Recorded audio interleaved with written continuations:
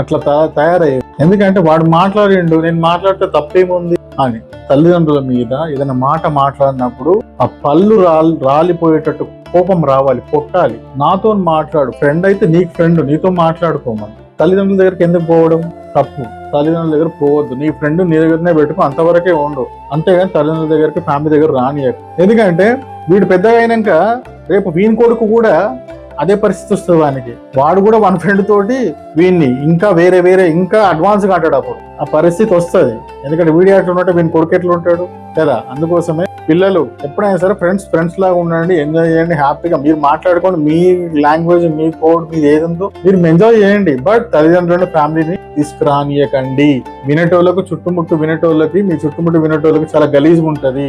ఎందుకంటే మీ తల్లిదండ్రులు మిమ్మల్ని ఊరికనే ఇన్ఫర్టిలిటీ దాంట్లో పెట్టి తీసుకురాలే. తల్లి 9 నెలలు మోసి కష్టపడి ఎన్నో బాధలు పడి చావు బతుకుల మధ్యలో కంటారు, కానీ పెంచి పెద్ద చేస్తారు. తండ్రి నీకు ఎంత ప్రొటెక్టివ్గా ఉండి నిన్ను ఇంత పెద్ద చేస్తాడు. అటువంటి వాళ్ళు నీకు దైవంతో సమానం. కాబట్టి నువ్వు దేవునికి మొక్కినా మొక్కకపోయినా పొద్దున్న లేచి వాళ్ళ కాళ్ళు వాళ్ళకి దండం పెట్టుకొని పో, అంత మంచిగా జరుగుతుంది. కానీ తల్లిదండ్రుల విషయంలో ఎవడైనా సరే వాళ్ళని ఏమైనా అంటే కొట్టేంత కోపం రావాలి. అంతేగాని వెనకేసుకొని మీ తల్లిదండ్రులు నీ నోటితోటే తిడుతుంటే వాడు కూడా తిడుతుంటాడు. సభ్యత కాదు, మంచిది కాదు. రేపు నీ కొడుకు కూడా, నీ ఫ్యూచర్, నీ పిల్లలు కూడా ఇట్నే తయారవుతారు. జాగ్రత్త, మార్చుకో.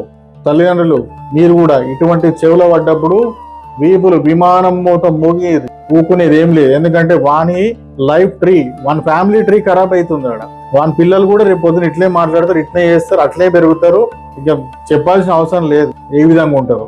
అందుకోసమే పిల్లలు ఏ వయసులో చేయాల్సిన ఆ వయసులో అన్నీ చెయ్యాలి, ఆడుకోవాలి, ఫ్రెండ్స్ అన్నీ ఉండాలి. బట్ ఏంటంటే మనకు తల్లిదండ్రుల తర్వాతనే ఏదైనా తల్లిదండ్రుల తర్వాతనే ఏదైనా. దాన్ని దృష్టిలో పెట్టుకొని నడుచుకోండి. ఏమంటున్నా? జాగ్రత్త.